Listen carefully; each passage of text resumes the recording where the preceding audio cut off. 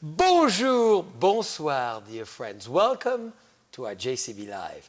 This is a great, phenomenal happy hour, full of energy, full of music, full of an amazing international life. We have an incredible guest tonight. I've been admiring him for decades. His name, Jeff Morgan. And I know all of you are saying, I cannot believe he's going to be on the show. It's so exciting. You've met him as a saxophonist, then being in the south of France, running some of the most amazing destinations there is. Then as the Wine Spectator West Coast editor, the man in charge of the future of wine and your taste. And of course, he's written numerous cookbooks, and then he decided to be on the other side of the fence, touch the grape, make wine, and obviously create an amazing winery named Cabernet. So, dear friends, we're going to have a great conversation with a man full of passion, full of history, and full of knowledge that will teach us a lot as well about kosher wines. Are we ready? 3, 2, 1. Oh, voilà, Jeff. Well done, Jean-Charles. Well, it's so easy, dear friends, to introduce someone who has such an insane and extraordinaire Chin-chin. santé. Chin-chin. Chin-chin. Alors, on commence en français Si tu veux. ou en anglais? Non, je préfère en français, comme ça personne ne va comprendre. Hey, we're subtitle? En français. Okay, we'll go back to English. So, Jeff, why France? So La Belle France. And I really think France is just an incredibly beautiful country, not only physically, but it inspires. And if I'm in the wine business today, it's because of France. Because before I was in the wine business, I was a musician, a professional musician, living in France for quite a few years. And I was introduced to fine food and fine wine in between gigs. It was a wonderful experience. And I realized that early on that I'd been eating and drinking badly in New York City, where I grew up. I doubt that. Well, before I was a grown-up. And anyway, eventually I became the saxophone player for the king of Monaco, the Prince Rainier, the king of Monaco. And I was the court musician for Le Prince. I had a great band, but I found that I was more interested in what I was drinking after the gig than I was what I was playing during the gig. It was kind of embarrassing, but it was true. And so I was 34, and I thought, you know, maybe I'll just become a winemaker because I really love the wine more than I love the music, although I do love music and I still play music. How was it before you went to France? I mean, Jeff, you know, amazing time as a saxophonist in New York City. I mean, it would have been amazing. I mean, got recruited out to go to Monte Carlo and play for the king, the prince. I mean, it's not too bad. But how was your life before that in New York? Because it must have been fascinating time. Well, New York, it was New York in the 1980s, and the music scene was really exciting. But you're going to laugh. I spent a lot of time carrying the Wine Spectator under my arm to the local wine shop looking for like deals and the best wines. And then at night I would either have gigs or I would, you know, I'd play. But I think, obviously, New York was a great place to be a musician. I did very well there, but quite frankly, I'd rather be in France or California. So what did the French culture and the French lifestyle, your French is immaculate, it's perfect, it's better than mine. Not really, but thank you. Well, you really became so bilingual. What did that culture bring to you as originally born in New York, right? Yeah, I'm born and raised in New York. But as I said, I spent quite a few years in France, and I got there when I was 19, and I had a meal in the student restaurant that cost two francs, the equivalent of 50 cents. Government subsidized lunch at the student restaurant at the Music Conservatory where I was enrolled. And that's when I realized like, this is better than my mom's cooking. And they offered wine for an extra franc. So I had, for 75 cents, I got the 3-course meal plus the wine. And as Dom Perignon said, I saw stars. And I realized I need to explore the culinary arts as well as the musical arts. So I did get my degree from the French National Conservatory as a classical flutist, actually. That's amazing. But most of the time I spent looking for something good to eat and something good to drink. And I was living in Nice, and there was a lot of good stuff to eat and drink in Nice.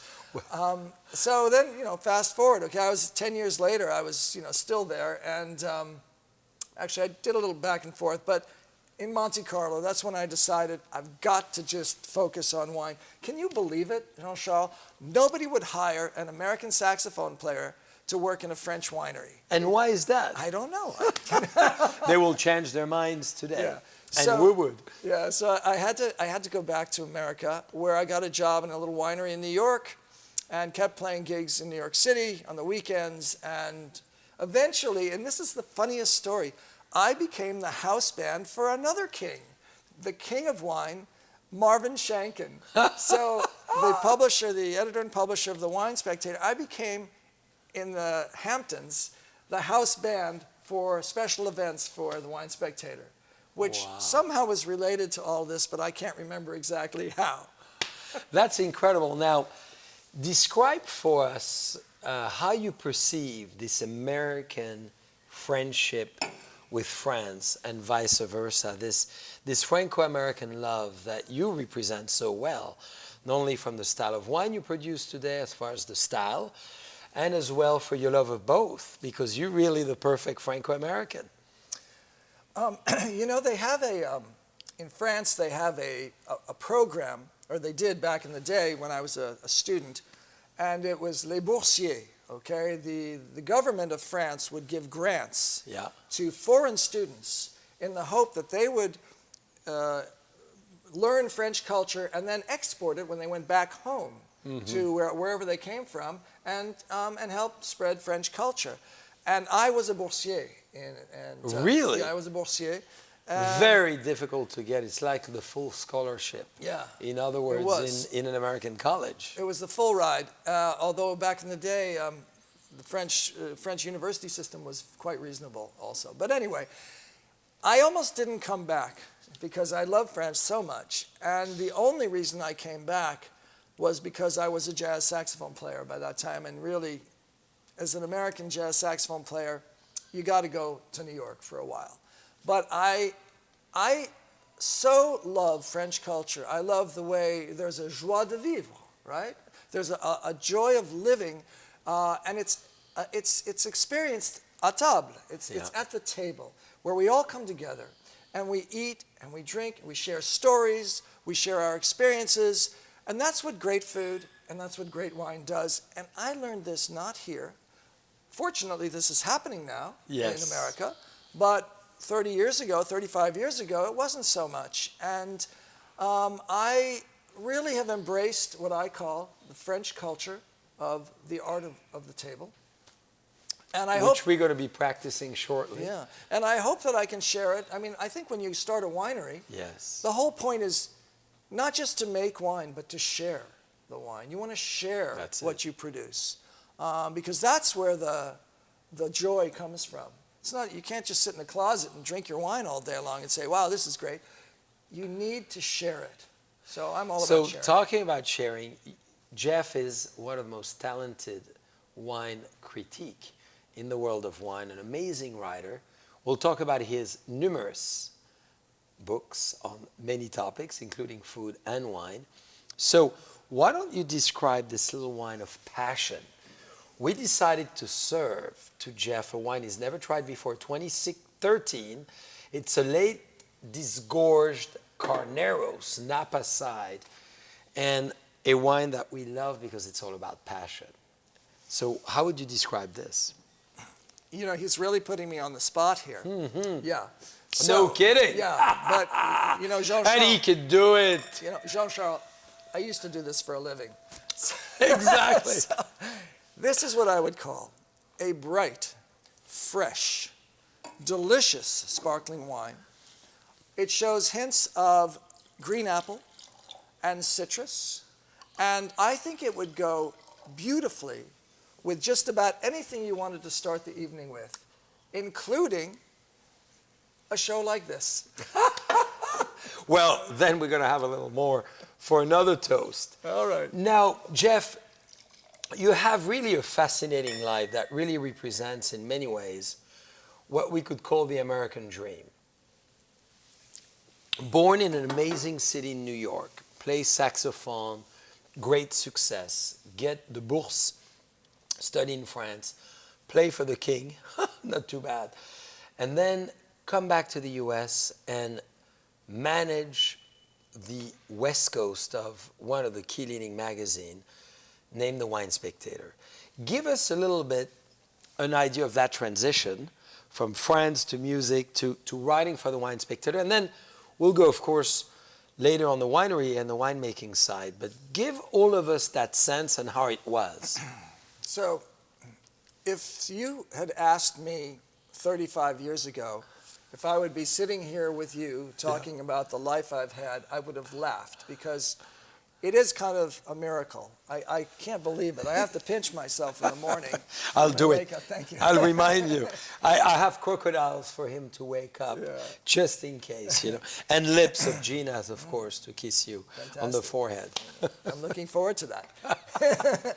So, okay, I mentioned that I came back from France because I was a musician in the late 70s. And then I worked in New York as a saxophone player for about 10 years, and then I got the gig in Monte Carlo in 1987.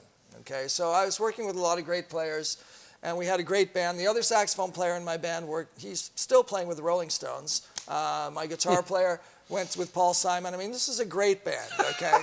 No kidding. And the piano player is a very famous French jazz player named Franck Amsalem. Wow. Who was in conservatory with me 45 years ago, and he's living in Paris now, a very famous pianist, and also my best Franck friend. Amsalem. Franck Amsalem, yes.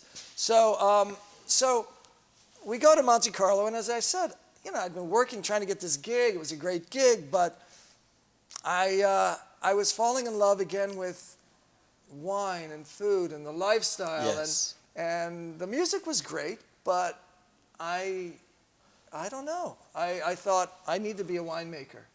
So when the gig was over, after about 6 months, we came back to America. Jody and me, my wife Jody, who works with me and keeps everything straight. Thank goodness. And your hair today, very straight. Your beard, very well. Does she do it? You know, it's funny you should say that. He's very perceptive.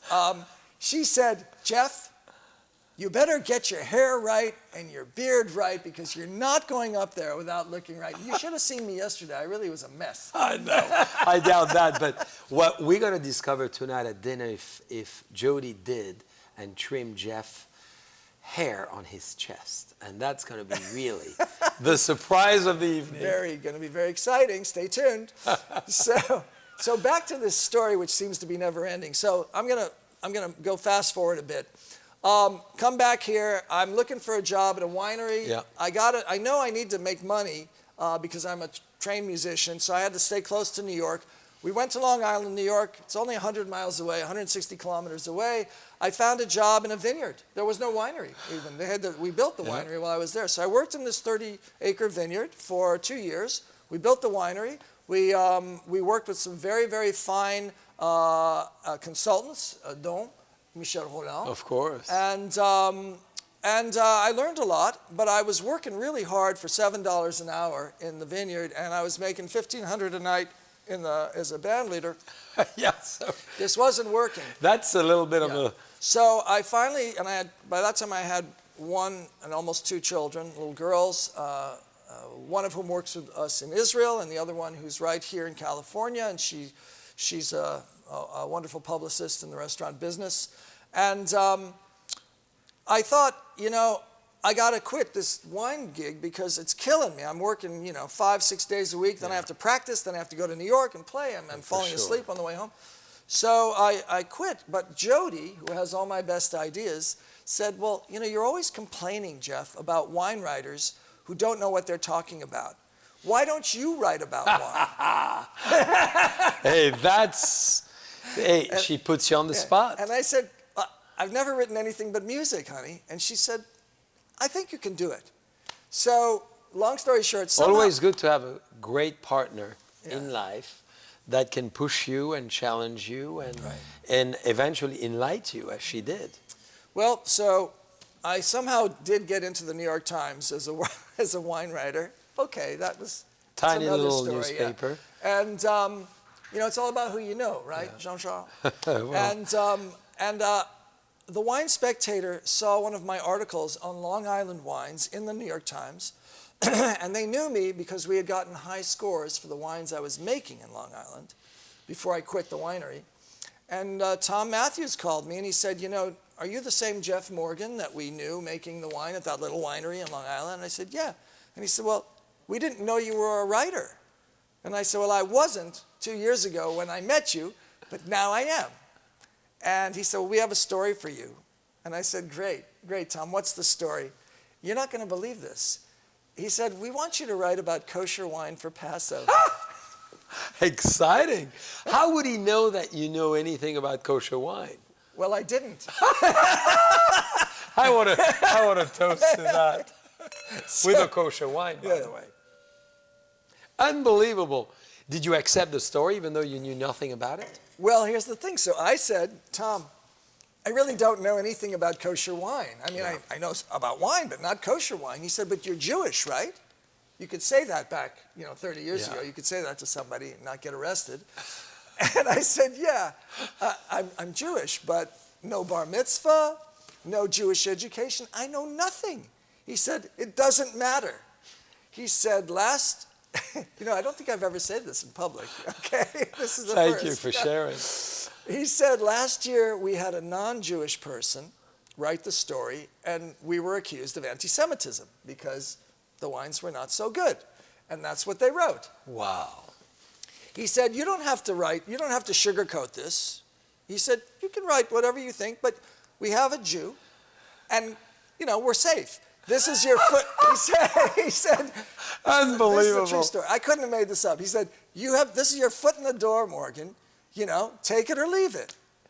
So I took it. Hey, dear friends, this is how in life you seize opportunities. I mean, when you listen Jeff's life, if we all look for advice, enlightenment, wisdom, suggestions, and taking risk, this is, at the highest level, from the French trip to coming back to the U.S. to making wine in Long Island, which is not necessarily Napa Valley at that time, even though it's great wines, and then, saying yes to the Wine Spectator. I mean, this is having what we call balls. Yes. Right? Yes. At least 2. Well, why, do you have more? No. Jody was telling me there's more hidden. Is that true? Maybe more stories. Just 2 balls. Well, we never know. She was trimming your beer, so we don't know the details. But, as we're going to unveil his beautiful shirts tonight, we'll tell you more.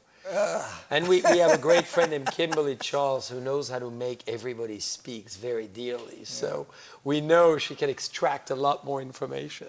Yeah, it's true. So you write this story. So I wrote this story about kosher wine. Thank you, baby girl. She wants to see you. She's very excited about beautiful beard. Well, we have the same color hair, so, I can understand. We have a... Oh, she gets so excited. Yeah. Thank you, baby girl. Oh. She loves it. She loves it. We just threw baby girls in the pool, and this is the Thursday bath. Right. She loves it. Well, she had to have a bar mitzvah one day or the other, so that's her first baptism to it. It's some kind of some form of that. Yes, absolutely, Jean-Charles. Where were we? So you decide to write this article. Oh, so I wrote this article, and apparently they liked it. And so they said, okay, you can write some other articles for us as a freelancer. And I did that for about 3 years, not just kosher, but I wrote the collecting page, which was on the back page at the time. And I did a lot of really cool features. I wrote their first feature on espresso coffees back in 1992. I wrote about some other interesting things. I wrote about the Burgundians and whether they drink more than Burgundy, and I had to go. And what was the outcome? No. Actually, we did drink a bottle of 1923 Chateau Canon in, I can't remember where I was in Burgundy. Yeah. It was terrible. We went back to Burgundy. It was a bad year. It wasn't that the wine, it was just, I see. 23 was a terrible year. I don't know why that's the one we opened, but but we drank it anyway, because when you drink at 23, anything you drink it, right? So it was, but anyway, 3 years later, they asked me if I'd be okay with moving to California. I said, twist my arm. And That's amazing. So you worked for 3 years there in New York. As a freelancer, which meant I kept playing my saxophone to make money. And when they finally hired me full-time to move to California, I said, does this mean I can retire from the music business? And they said, I guess so, because we're going to pay you a real salary. And Wow. that was the end of my official career. I was 41 at the time. Amazing. So you moved to Napa Valley, or you moved to San Francisco? No, I moved to actually Marin County, and I worked out of the San Francisco office. It was before they had the office here. That's in right. Napa. Quite amazing. So what are for you the most, before we move to winemaking and now Covenant that we're enjoying, dear friends, we're trying an amazing Chardonnay. And before I ask you this question, you got to describe this wine, because, dear friends, this is what Jeff is doing now. Besides writing books, Covenant Winery, unbelievable Sonoma Mountain Chardonnay, Lavant, very clever name again. Lavant, which in Hebrew means blanc, which we own the trademark for, by the way. Can you imagine owning the trademark for blanc? I did not know we could trademark a You color. can't. You can't. But they didn't know Lavant was a color, really. They know blanc is a color, but they didn't know that. Wow. They gave it to us. Can you believe that? That's pretty Don't tell brilliant. anybody. Okay. So let me just try this again. Let me think about this. Very exciting winery. So this is Dear our friends, that you can all get obviously at covenant.com, but of course as well at the Oakville Wine Merchant, because there's two places always where you could find your sourcing. I think that, and if you haven't been there recently, you should. I just had the most marvelous lunch there about 2 weeks ago. And a great picture you sent me, Yeah. thank you. Oh my God, that was so much fun. But this is a single vineyard Chardonnay from a small vineyard up on Sonoma Mountain called the Scopus Vineyard. We ferment it with native yeast. All of our wines at Covenant, both in Covenant California and Covenant Israel, are native yeast fermented, which is a slow kind of easygoing ferment.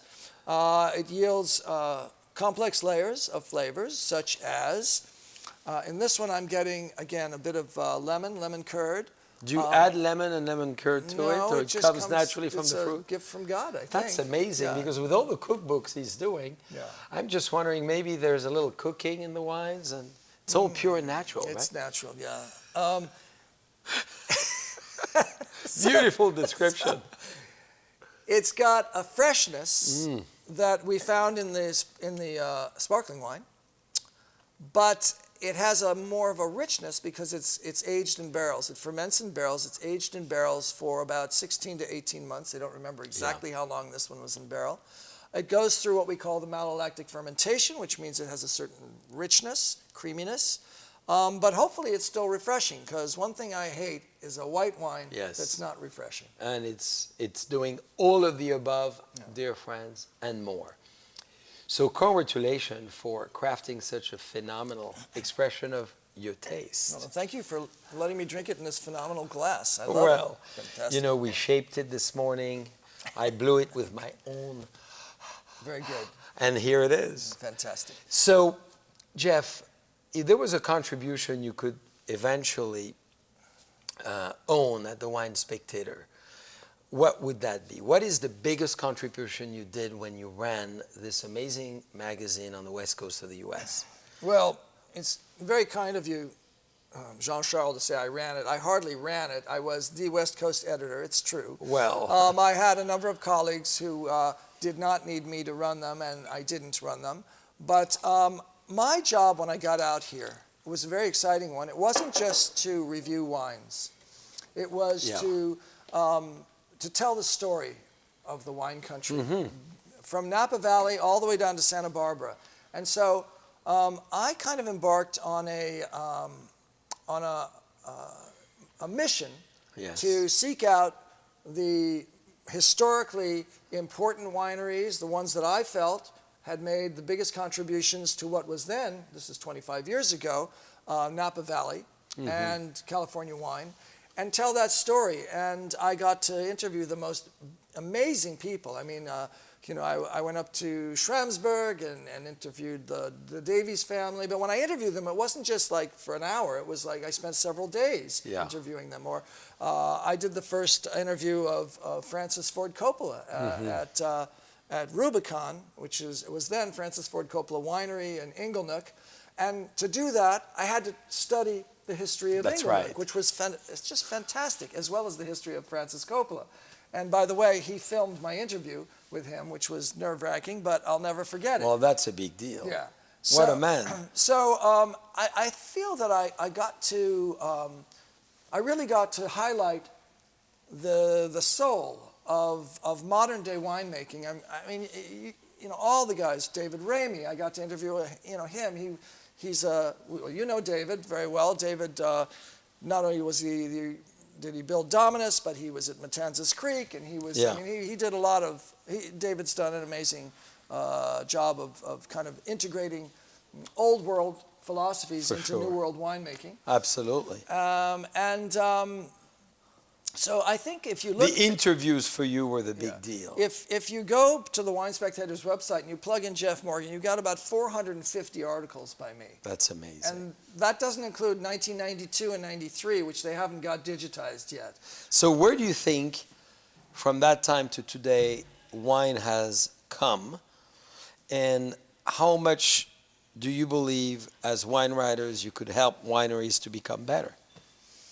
I know it's two big, big questions.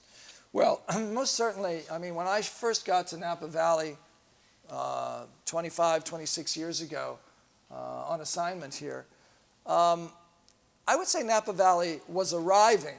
Yes. It hadn't necessarily arrived, but it was, it was definitely a well-known place. I think that there were just a few big names. That's it. Compared to today. And the Napans really felt they had to prove themselves, and the Sonomans really felt that they would never be able to prove themselves because they couldn't keep up with the Napans, okay? And then forget about the Central Coast. That was a couple of guys who were, making Pinot Noir and Chardonnay, who, by the way, I got to write about them too. I did the big piece on Jim Clendenin, who recently died at Au Pont Clément. And that was a real eye-opener for me, as well as for, I think, the public, the wine-loving public. Obviously, today, the Napa auction has been an extraordinary marketing tool for the Napa vintners. And I think they've pulled everybody along with them. That's right. And Napa Valley is, without question, the premier wine-growing region in America today. That doesn't mean there are not great wines made all over California and throughout America, but this is it's 25 miles long, it's 5 miles wide. You walk down, you come up the Route 29 or the Silverado Trail, and every name you know. That's right. And when that happens, I would say it's second to none. That's right. And where do you think is Napa or Sonoma or California, as then we're going to speak about Covenant, within the context of the last 15 years? What to you have been the major progress that you could witness here? As an amazing writer, journalist who's been knowing the region for so long now. Well, I think perhaps one of the most important things that's happened in the last 15 years is the arrival of the second generation. Right, yeah. I mean, we had all the parents, Bob Mondavi, the Davies family, I mean, you name it. I mean, just across the way, the Ragushis. I mean, without question, all the parents are now my age. Mm-hmm. And all of our kids are coming up, and they've grown up in this world. And I think they don't have to discover it the way we had to discover it, because we didn't have it growing up like you did, okay, in France. We didn't have this. Yeah. So they've got a head start. I think they're making extraordinary wines, the children of the pioneers, and they're joined by a new wave of young winemakers from all over the world, from France, from Israel, from Ohio, New York, and I think they're taking it up a notch. That's right, for sure. Yeah. So talking about the international platform, pretty amazing. You decided, again, to jump the fence in a big way. You talk about wine, you write about wine and food, and we'll go to the many cookbooks you've written, but you decide to create your own winery. I mean, talking about bowls, which we touched on earlier, there's more than 2 there. And what a move. How did you decide to do this, and how difficult it was? Well, I actually started with a winery before Covenant. I was living in the south of France, in Nice, for many years, and Monaco, where we drink a lot of rosé. And back in 2000, I had just left the Wine Spectator to work here in Napa Valley. I became the wine director for Dean and DeLuca, the food emporium. And how do you move to Napa Valley and not make wine? You can't do it. So I had made wine in New York for a few years, so I kind of knew what I was doing. And I thought, let me try to make the cheapest wine I can that I really love. And everybody back then was throwing out their Saignée. Everybody, nobody was keeping it. I cannot believe it. It was because nobody could sell it, because it was whites in or nothing. So I asked a lot of my friends, and I had a lot, by then I'd been at the Wine Spectator for 8 years, so you know people. I asked around, who's throwing out Saignée, and I got a lot of free pink Brilliant, juice. Yeah. brilliant idea. And I created a winery with a partner, a guy named Daniel Moore. We created a winery called Solo Rosa. Good name. Only pink. Of course. Only rosé. And we only made rosé from bleed that was free. Pretty cool. And we started... The free run wines. We started with 25 cases, but 6 years later we were up to 4,000 cases of rosé. And we started something called the Rosé Avengers, and producers righting the wrongs done to dry rosé. And we had a few members of the club. 4 or 5 years into it, we had 250 members because things were happening. The New York Times wrote about us. A lot of people wrote about us. Rosé was the thing. And we started a tasting group here in Napa, the Jewish Vintners of Napa. And because I was a rosé maker, I could go to this tasting. And that's where we tasted some really good Israeli wine back in 2002. And at my friend, my late partner, Leslie Rudd's winery, Rudd Winery.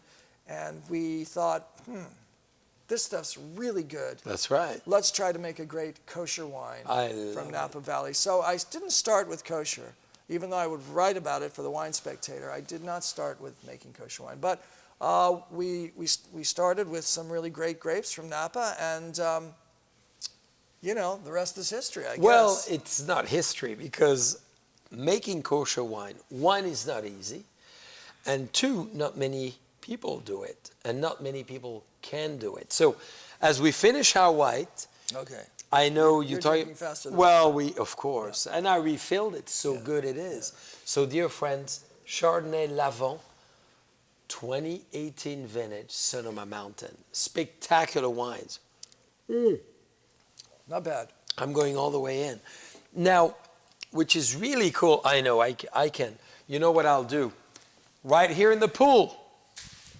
As we say in Israel, lama lo, lama lo, which means pourquoi pas. Pourquoi pas? We are looking at the pool, dear friends. So, as I go swimming every day, I always want a little intake of wine. So the pool has a little flavor of Chardonnay or Cabernet or what we decide. So, Jeff, unbelievable story, because you are born Jewish, yes, but no bar mitzvah, not practicing. But you decide, okay, I'm going to go and make, kosher wines, which I think is brilliant, because if we follow the tradition, which is a great one, why not making kosher wines? And so tell us what it means Well, and how you started. okay, well, I have to thank the Wine Spectator for letting me write for 8 years the kosher wine story, Yeah. which allowed me to learn something about kosher wine and meet a lot of kosher winemakers who taught me that you can make kosher wine exactly the way you make non-kosher wine. There is no kosher winemaking method. There is only one symbolic requirement, and that is that the wine and the juice, before it ferments, can only be touched or handled by Sabbath-observant Jews. What that means is Jewish winemakers who only drink kosher wine, Yes. only eat kosher food, don't drive on the Sabbath or other holidays. Now, that's a challenge because there's not a lot of people like that who want to make wine, but Yep. they do exist, and all kosher wines have observant Jews in the cellar. But to make the wine, great grapes, native yeast ferments, no fining, no filtration, just like great French oak barrels. I mean, It's natural winemaking. yeah, it's totally natural. And I had really good teachers like David Ramey, Yeah. like Michel Roland, Yes. who shared And generously with and me. we've seen both of them, Yeah. in fact, on the live. And it's very exciting because both of them, as you said, charismatic, enlightened, willing to take risks to discover what it is to make wine differently or naturally, and focus on what not to add to the wine, Right. rather than just to go automatically to what we could add to a wine that may not make the wine as great. So all of that, you decide to start it. Well, I wanted to raise the bar for the concept of kosher wine because Yes. it was still viewed as something inferior, thanks to 150 years of Manischewitz and Mogen David, which is a sweet Concord grape wine. It's not even a vinifera grape. That's right. And it's really apples and oranges, okay? Yeah. But we thought, let's try to make $100 kosher wine. You know, back then $100 was a lot of money, For 17 sure. years ago. Well, and still today, And it still really. is, okay. And we thought, let's show the world that kosher Cabernet from the Napa Valley can be just as good as our favorite Napa Valley Cabernets that aren't kosher. That's right. And once I found, the kosher hands to work with me, because I'm not observant enough. I am observant enough, unfortunately, to clean up after them. I discovered that. And that you could do. Yeah, I didn't like that part, but we were able to simply make really good wine with really good grapes. We started with Larkmead, actually. For 10 years, this wine was made from one block of Larkmead Vineyard.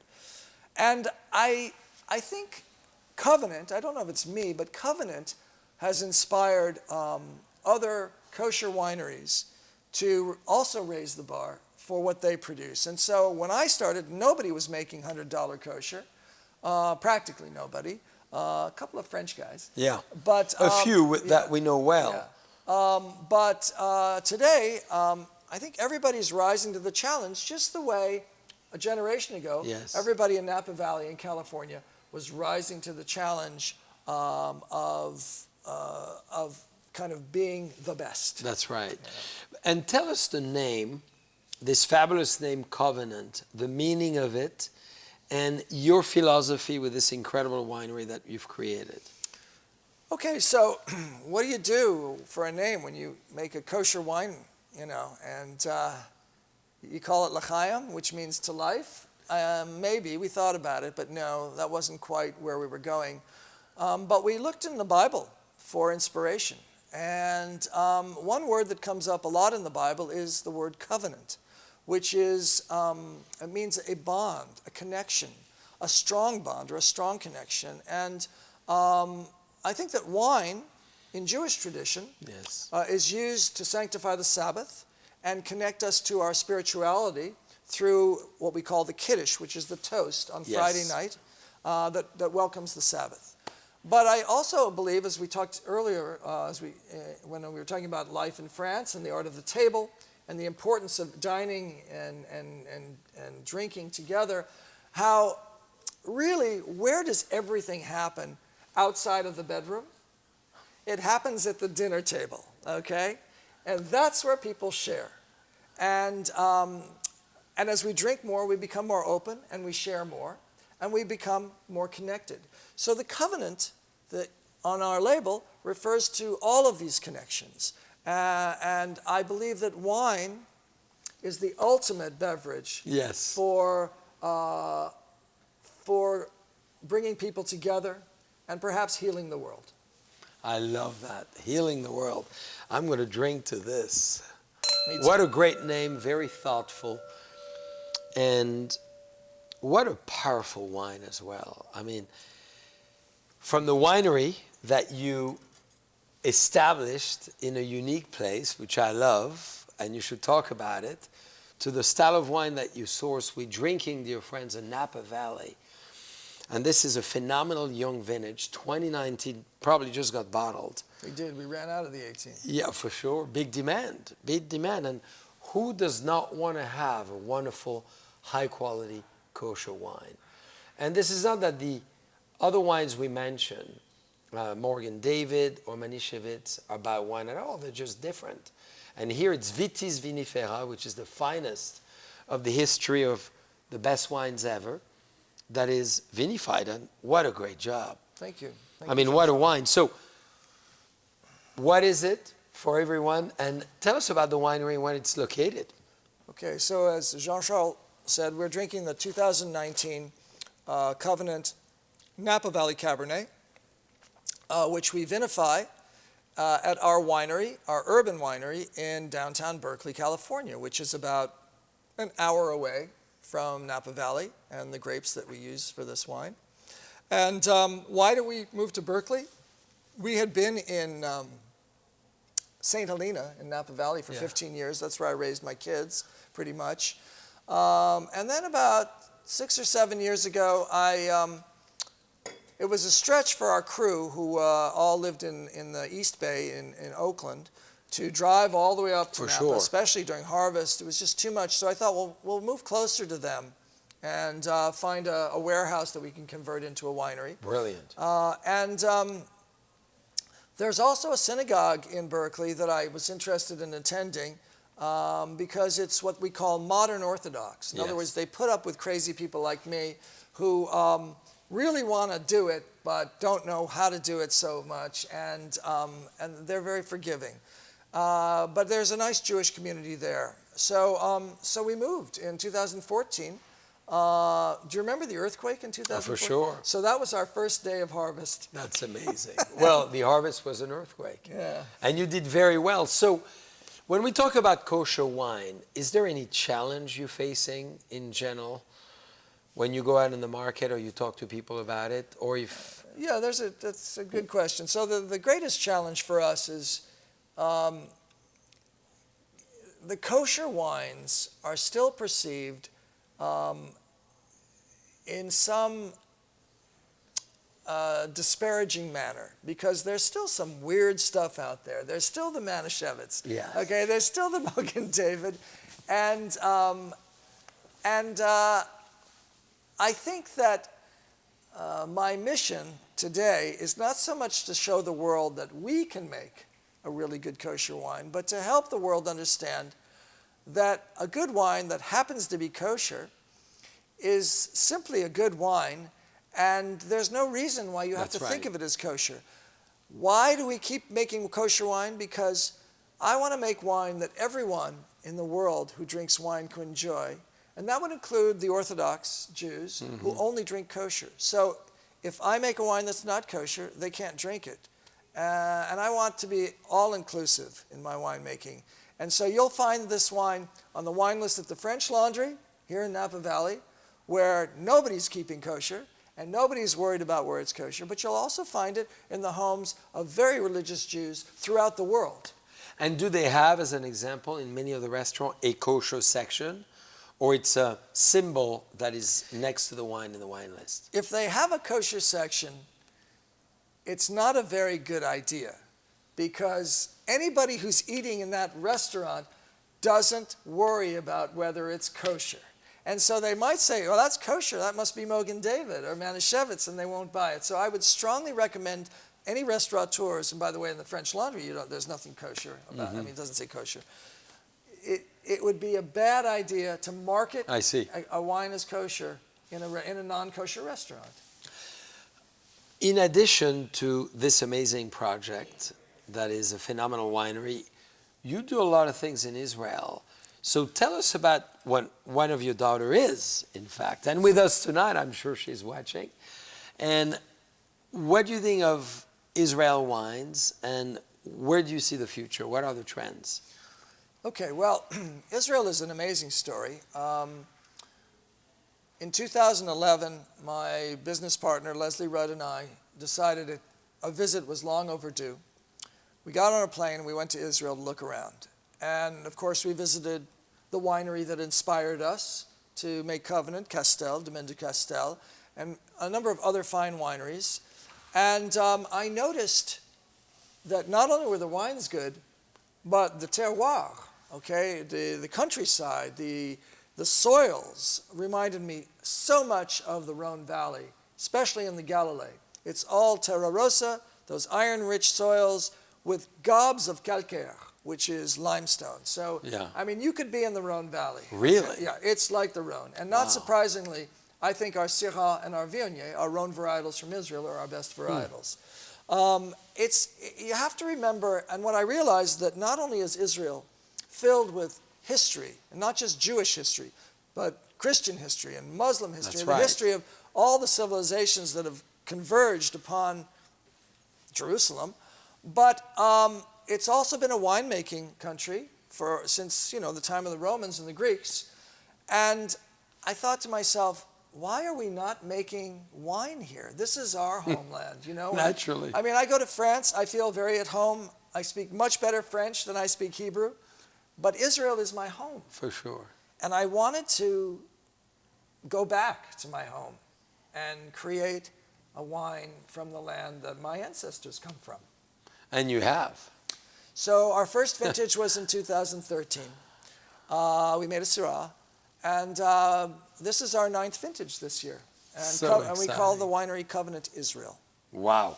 So where do you see... Oh, and I forgot, the part about my daughter Zoe. So Zoe Morgan, who grew up in the Napa Valley, had no interest in being in the wine business when she moved to Israel to go to college back in, the day, eight years ago. After about 2 or 3 years of working among the regular people who are not in the wine business, you know them, right. Jean-Charles, I said, so how do you like having a regular job, Zoe? And she said, not so much, Dad. And I said, do you think you'd be ready to come and work for us in Israel? She speaks fluent Hebrew, and she knows it. She grew up in Napa Valley. Yeah. She knows this business. She said, okay, Dad. And that was 4 years ago. She's doing an amazing job keeping it all together in Israel. I'm very proud of her. Well, let's have a toast for her.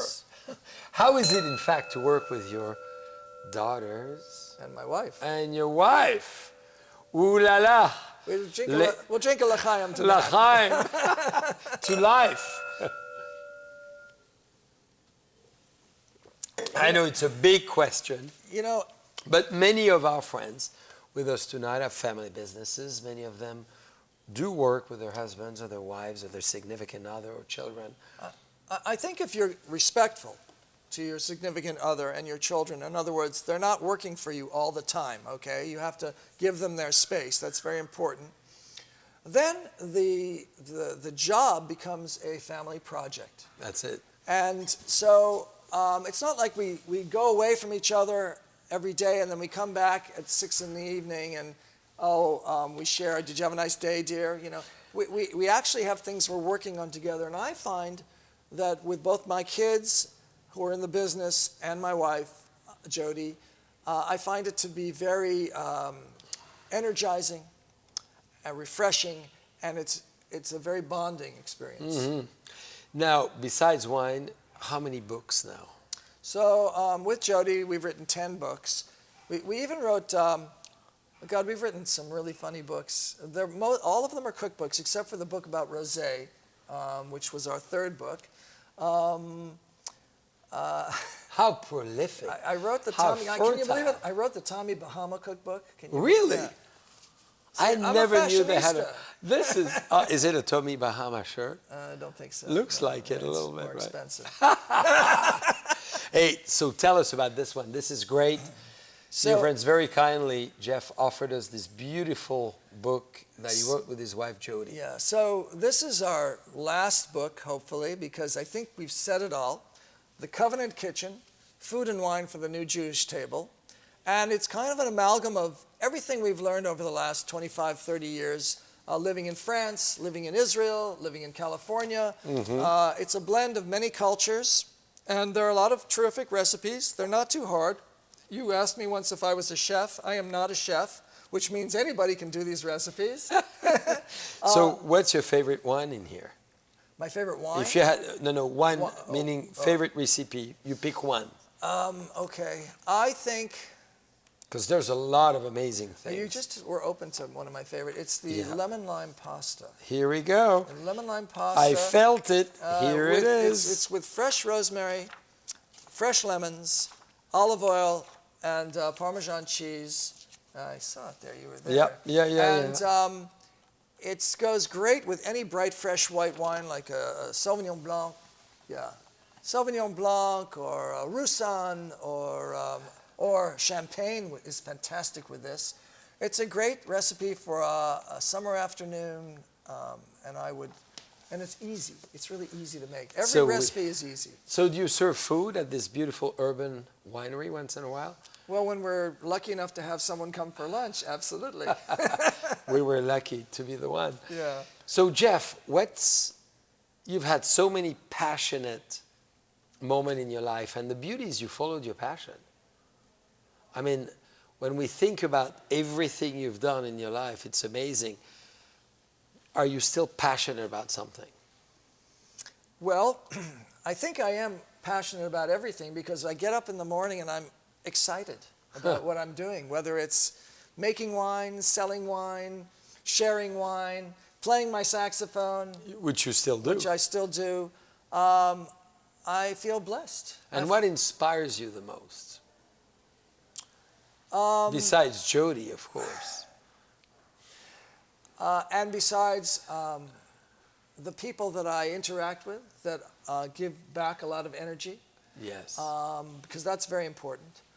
I think that anybody in the wine business, especially people who make wine and promote it Yes. and share it and appreciate what's in the bottle, they have an artistic temperament.